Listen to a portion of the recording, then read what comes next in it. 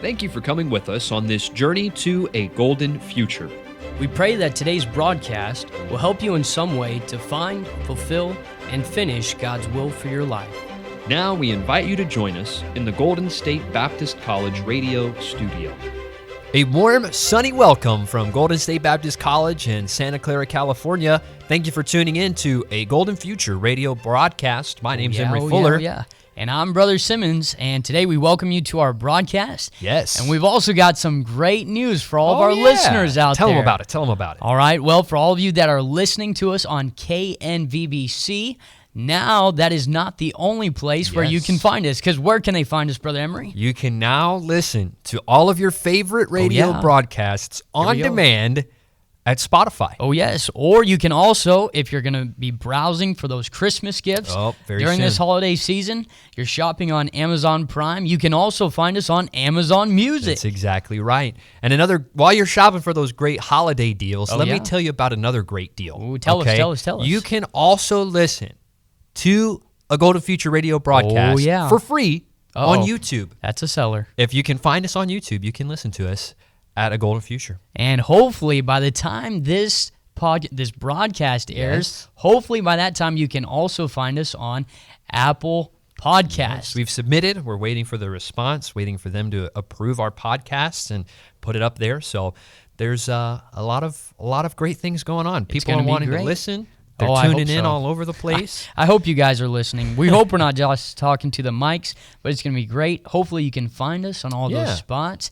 Let's get into a little bit of last week's review, shall we, Brother Fuller? Yes, last week on the Golden Future radio broadcast, I shared with you the incredible story behind my favorite hymn, the hymn Day by Day. That was a good one. Like we mentioned, if you want to hear that story, check us out on Spotify or YouTube. Yeah, that was a great episode. Maybe we'll get to my favorite hymn and just maybe next week, or we'll keep it a cliffhanger for when we're going to drop that one coming soon. But we also covered in our topic of friendships, last week was the big one. It was about making and maintaining friendships. Some very good practical tips there for you about how to make new friends, how to maintain your current friendships, and so that'll be a help and a blessing to you as well. This week, we're really wrapping up our lessons on friendship. That's right. Because we're talking about the premier friendship. We're talking about the number one friendship. Tell them. Because all other friendships prepare you for this friendship.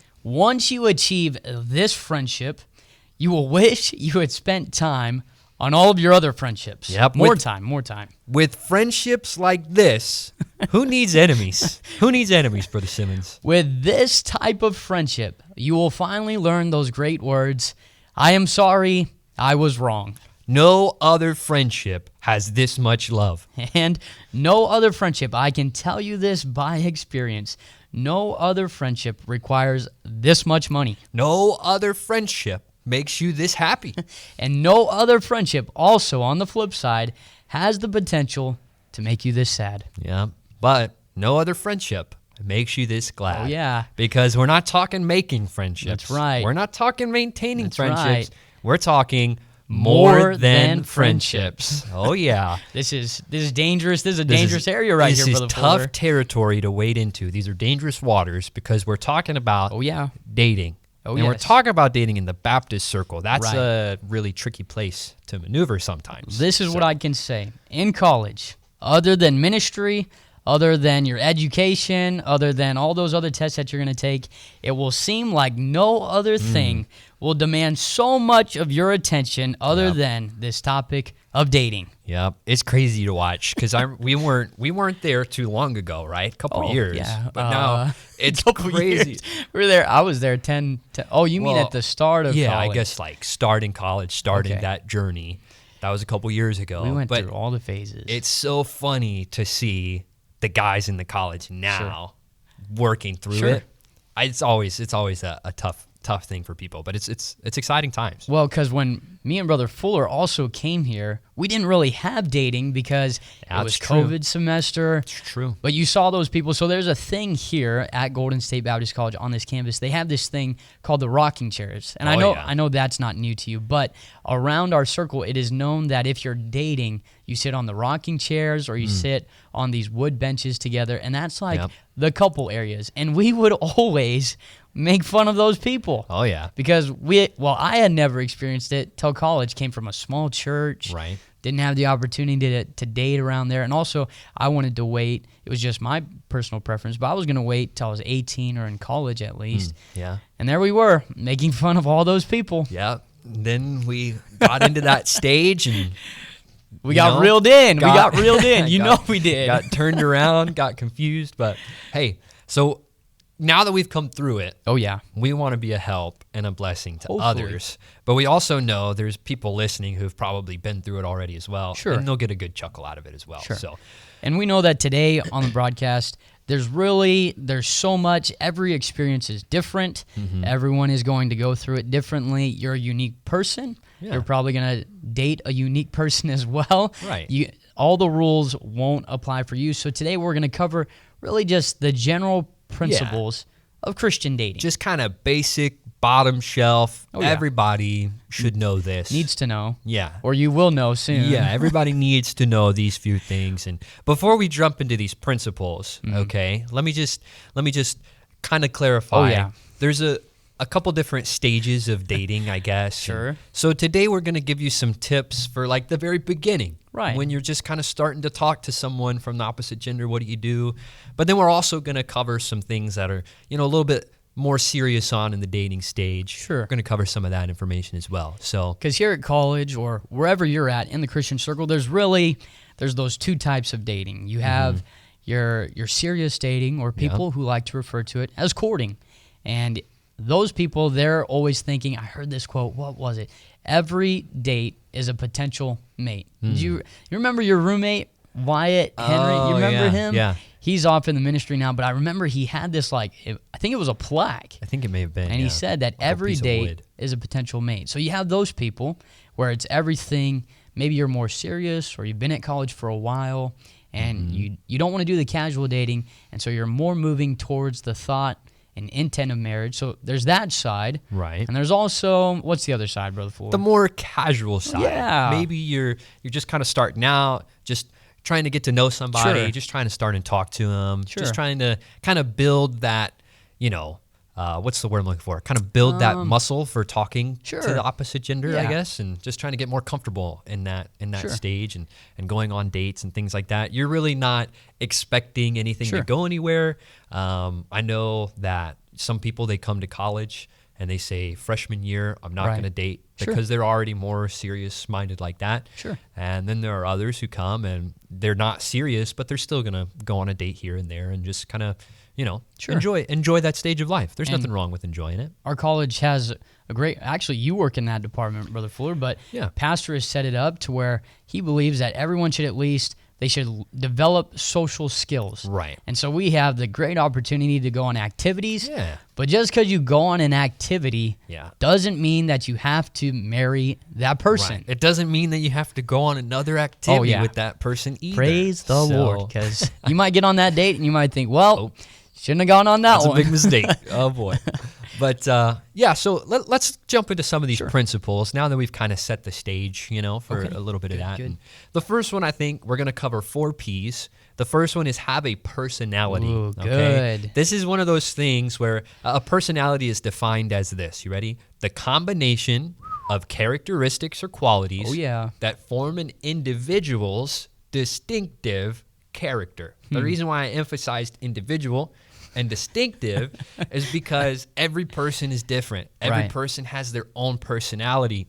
And oftentimes, when you're jumping into that dating stage, it's people have like one of two options. They either hide their personality a lot because they're afraid that they won't be accepted. Sure. And then there's also those who they just put their personality way out there for everybody to see, and everybody's like, whoa, that's a lot. Okay, reel it in. So we're talking about that balance between having a personality. So the first thing that you should probably realize under that is to not have the personality you think you need to have in order to win someone's affection, right? Genuine. In order to be accepted or approved by someone, you don't have to change who you are drastically, right?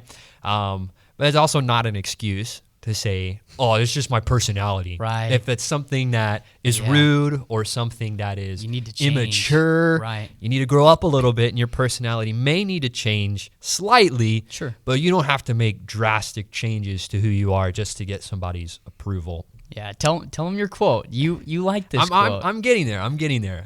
So going back to talking about the balance, you're not supposed to hide your personality, right? You don't go into your shell like a turtle or a snail, but you also don't flaunt it either, all right? It's kind of like, I came up with this quote that I'm pretty proud of, but it's also not like, I don't think it's the coolest quote in the world. It's kind of funny, but it's also got a truth, okay? It's the truth. It's like a little quip, I guess, is more, not a quote.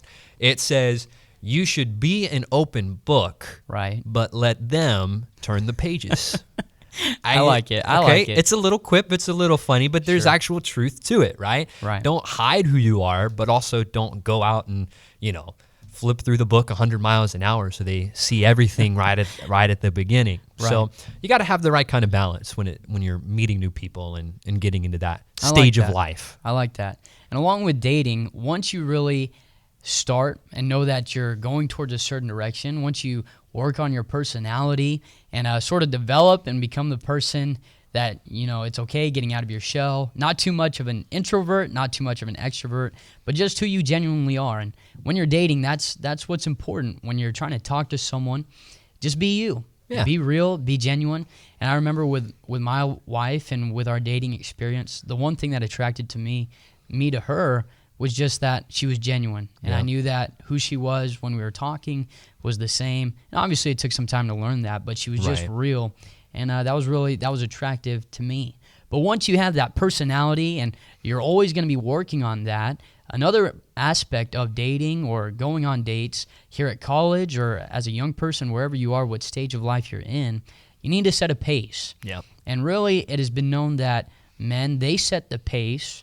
And then the ladies, if the pace is too fast or too slow, you need to let the guy know. Yeah. Obviously, the guy, he's supposed to be the leader. He's supposed to say how the things are. Obviously, men always be respectful and kind, but that's our role. We're supposed to be the leaders and say, okay, let's do dates on Fridays or whatever it may be, but the ladies should always have veto power.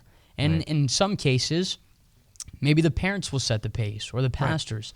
And men, it's your opportunity. It's your obligation. If there's the chance to, ask the dad for permission or whatever it is. But remember this quote. It's always easier to speed things up than it is to slow them down. Yep. Once that ball starts to roll and once you guys start dating, it's easier to say, hey, let's talk a little bit more than it is to say, hey, we're talking too much. We need to wait up a little bit. We need to wait till our senior year or junior year, because you got to realize in college, if you start dating your freshman year and you find out that you really like each other, that's great. But then you've got to go through 3 more years of just still learning and growing as a person. So you need to realize the pace and that you need to work on that in this aspect of dating. Yeah. If you set out to run a race, whether it's a long distance race, whether it's a short paced race, if you don't set a pace for that race, then you're running without a purpose. It's true. And if you're dating without a pace in mind, then you're kind of not doomed to fail. You could still probably splash around and make your way heads up out of the water, but it's definitely much easier to go through that kind of relationship with a pace. Sure. Another thing you need to have, so we've talked about having a personality, having a pace, and you need to have a plan for yourself. You need to have a plan. That's good. I want to talk to you about 3 things you should probably do before you start seriously dating. Okay. So we're moving past just a casual date, moving past that, and we're talking about seriously dating. First of all, you should be walking with God.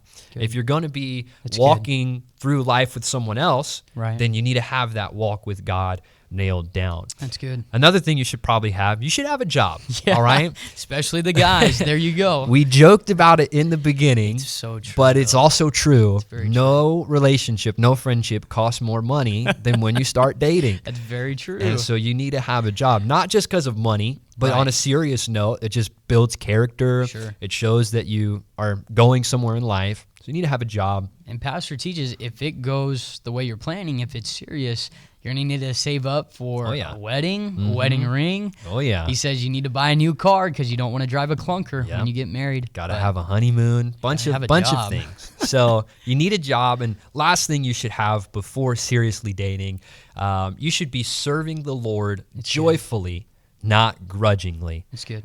That's one thing that I was never taught, but one thing that I definitely learned. That's good. It wasn't until I really started serving the Lord joyfully and from a willing heart that God was able to bring to me the right kind of person. And so I like to share that with any young person I'm talking to. You need to make sure if you're going to serve God for the rest of your life, especially here in Bible college, you got to have that down before you're going to bring somebody else into your life. So that's three things you should probably have. And then lastly on this topic, you should have a make or break list. And this isn't like, I want her to have, black hair or brown eyes or this or that. Sure. I'm talking about it should only be one or two qualities that says, if this person has this quality, I will not date them. You need to have some convictions and you need to have some boundaries. If you don't have those few safeguards, you're opening yourself up to a lot of different options that aren't going to end well for you. That's true. Then the last topic in this series of dating, just to sort of wrap it up, is you should have a prayer time. Yeah. And if you're going to walk with somebody or have this relationship with someone, you got to realize your most important relationship is first with God. Yep. But if you're going to marry someone, that's the second most important decision you're going to make in your life, because that person, if you want the ministry and they don't, you can't have the ministry. Yeah. You're with that person for the rest of your life. Now your mission in life, God says you're supposed to treat that person. That's your bride. You're supposed to love them how Jesus loved the church, and that's your goal in life. So you really should have that prayer time. Go to God for it. Spend some time. My dad told me before you get serious with this person, you should read through the book of Proverbs and see how you can find that person in the book of Proverbs. See if it's the good qualities or the bad qualities. Yeah. And even on top of that, once you get together with this person and you have that relationship, you should have a prayer time together. And Mrs. T she told us in passing just the other day, but she said prayer is such an intimate time. And when you're with that person, just being able to pray with one another is so precious and personal. And what an opportunity to be able to pray together. Yeah. So hopefully those things will be a help. Sure. Hopefully we're helping somebody out there. I hope so. I think so. I think we are. I think somebody will. If we did help you, why don't you write into us? Sure. And if you don't write into us, we'll still believe somebody out there was helped. But you can get a hold of us. No, I was doing the Kane BDC one. A Golden Future at gsbc.edu. You can email us there. We've loved the broadcast today. Thanks for being with us. And if you get a chance, go ahead and email us, and we look forward to next week. Yeah, we will talk to you later. We greatly appreciate that you tuned in today to A Golden Future. Make sure to listen to our previous episodes wherever you listen to podcasts. And if you want to reach out to us, you can email agoldenfuture@gsbc.edu, or you can direct message us on Instagram and Facebook at Golden State Baptist College. Thanks again for tuning in. We hope to hear from you soon.